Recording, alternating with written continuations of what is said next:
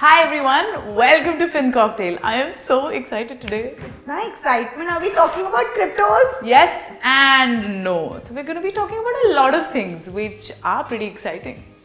So since ages we've always heard our grandparents tell us कि gold खरीद लो, our parents tell us कि FD करवा लो. But we know that those aren't the only investment options available to us, right? So today we're going to cover all the different investment options available to you as an individual investor. So let's dive into it.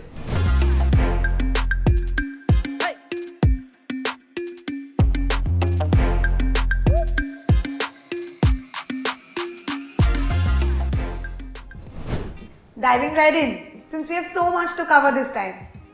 Okay, so a survey showed that 76% of the Indian adult population lacks basic financial knowledge.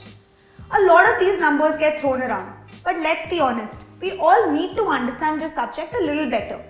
So let's get to the basics. First things first, when we talk about investments, we basically mean setting aside a certain sum of money and allowing that to grow. It basically means creating an asset for the future.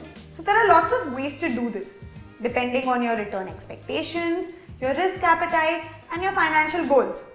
So we'll give you some pointers on the top few things to consider while making this kind of a decision. We'll give you 3 indicators that will help you analyze these investments and find the right one for you. But before that, I'm back here to remind you to like, share and subscribe to our video and hit the bell icon so you don't miss out on any of our videos.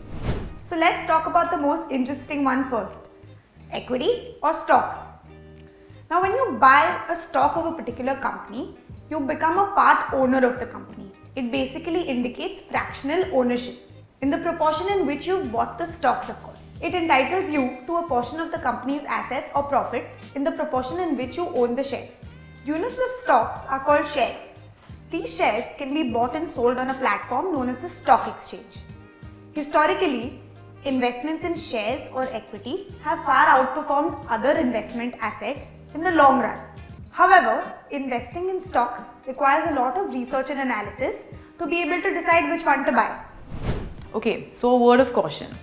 I personally love learning from TV shows and movies. They really teach you a lot. There's this recent one, the one that talked about the 1992 Harshad Mehta scam. A lot of my friends really liked it. What was that dialogue in that? Risk hai to ishq hai. Well, the stock market is all about that. It is considered a risky investment. But did you notice that in the TV show they talked about in 1992, the Sensex was considered inflated at about 4,000 points.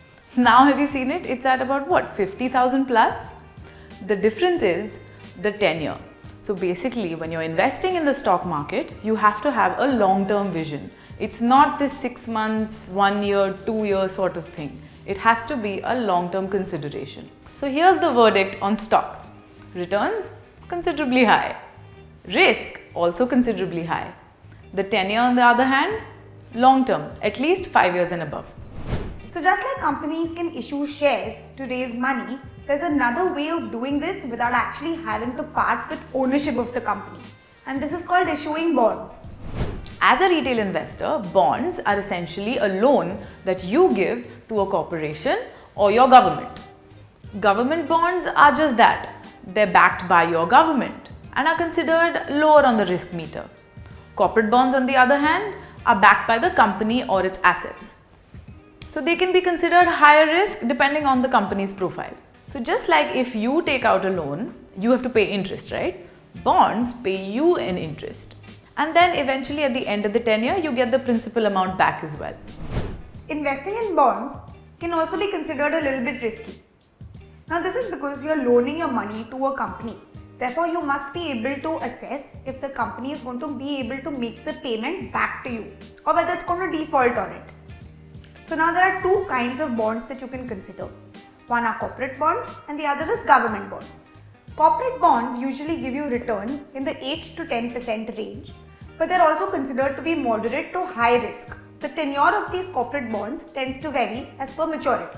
Government bonds tend to give you returns in the 5 to 7% range. They're considered to be much less risky as compared to corporate bonds because they're actually backed by the government. And the tenure of these bonds usually is a little bit longer term, which is 5 years plus. चलो ये तो cover कर लिया कि stocks और bonds होते क्या हैं. But what if you don't have the acumen, time, or simple patience to go through so much research and find the right stock or bond for you? Then you rely on mutual funds. Mutual funds essentially pool in money from a lot of investors and invest it in different types of securities. These can include stocks, bonds, money market instruments, or even other assets. Mutual funds are managed by professional fund managers whose main aim is to allocate the fund's asset to produce gains in the form of profits or give you income in the form of dividends or interest. If you don't know where to begin investing, mutual funds may be a great starting point.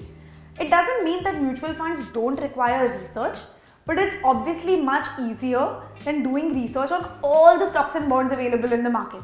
The risk, return and tenure profile of the mutual fund really varies with the kind of security that they invest in.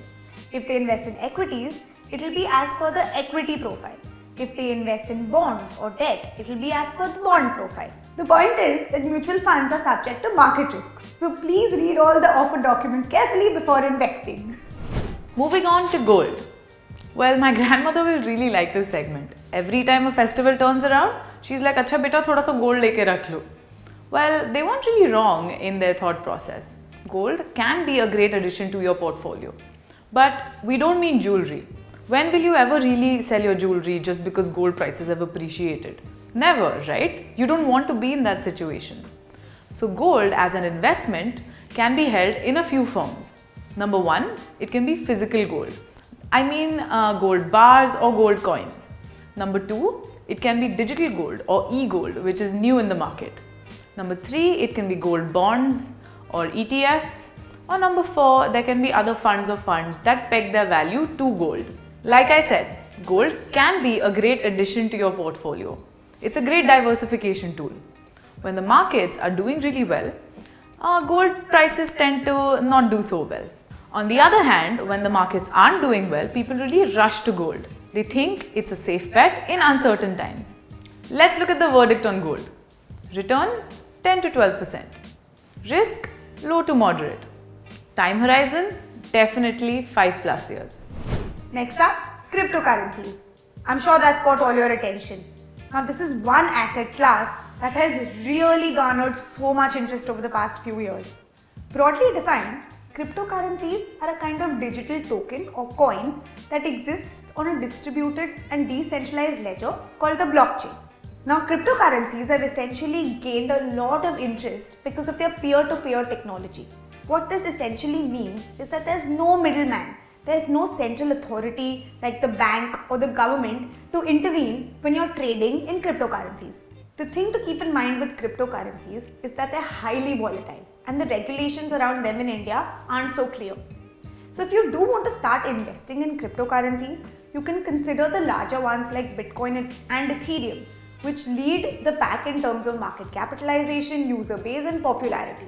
Be sure to allocate a small part of your portfolio first to these investments till you've done your research and understood the technology better.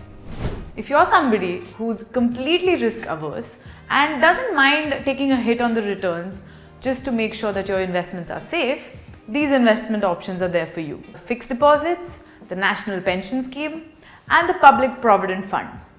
These are fixed income options which you can consider if you are risk averse completely or if you want to reduce your risk of your overall portfolio. You can allocate some investments to these. So that's about it for now.